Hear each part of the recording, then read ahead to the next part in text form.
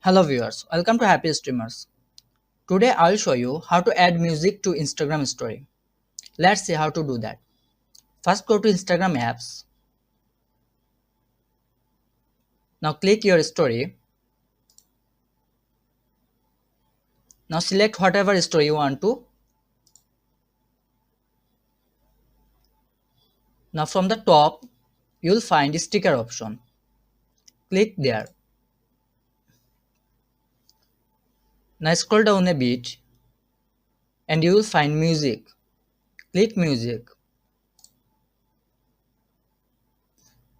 Now they will suggest some music for your story. You can also search music here. Type the name of your music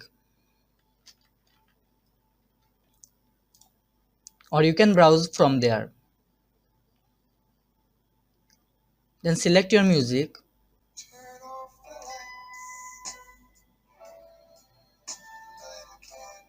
Now click done from the top right corner.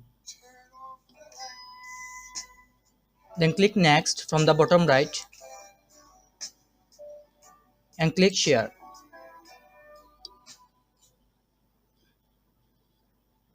Now click done again. That's all. If you find this video useful, please subscribe. Thank you.